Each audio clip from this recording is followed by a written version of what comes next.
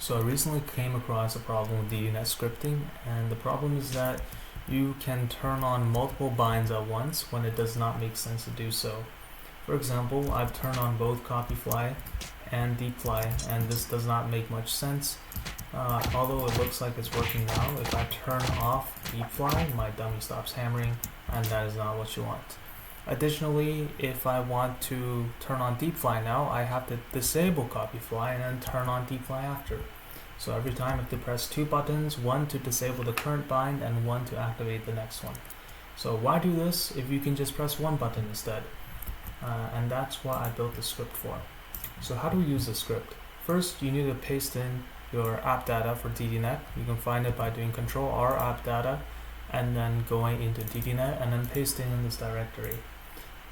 Put in a random character afterwards, it does not matter what, but I need this to work. Now, how do we use this? Your files need to look like this.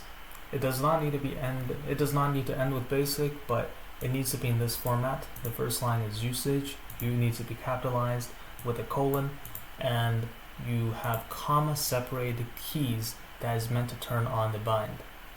Next, paste in the code that is meant to be executed when the bind turns on. Now here you put in the keys that will turn off the bind.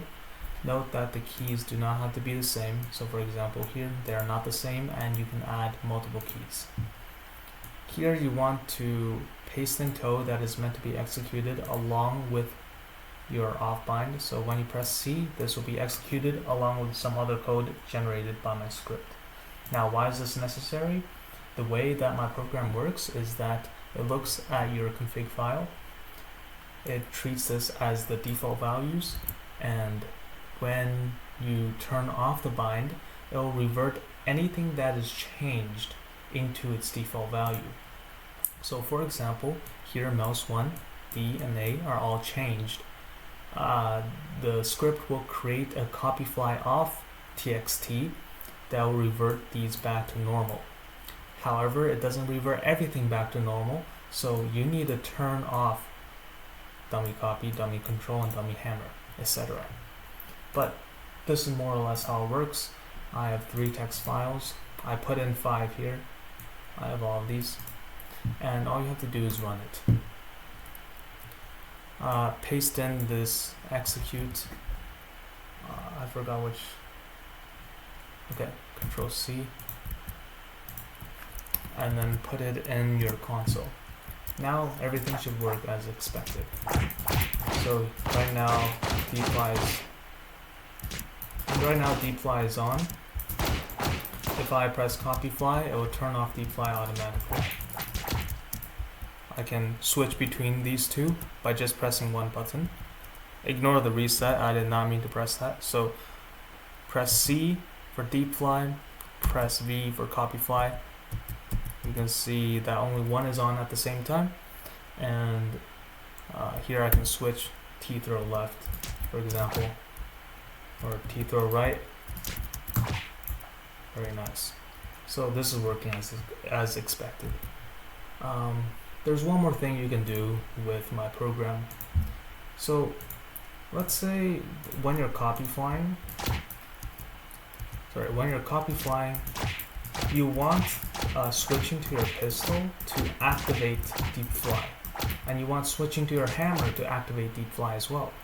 However, you don't want hammer or pistol to be what activates your deepfly. You want hammer and pistol to activate deepfly only when copyfly is on. So how do you do this? Paste in this. You need to put it in this format. So this is the code that is, so this is the key, and this key will turn on deepfly if copyfly is currently on. Caps lock will turn on deepfly if copyfly is currently on. Otherwise, they'll behave as what they're supposed to be. Just a note, my left shift is switching to pistol, my right shift is switching to hammer. Now let's save the file and try compiling it again. Alright, so my copy fly is currently on. I'm going to switch to hammer, and boom, it went to deep fly.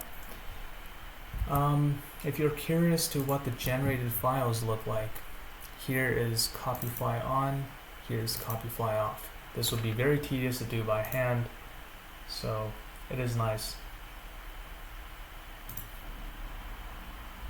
Actually, there is a problem. So when you turn off copyfly, it seems like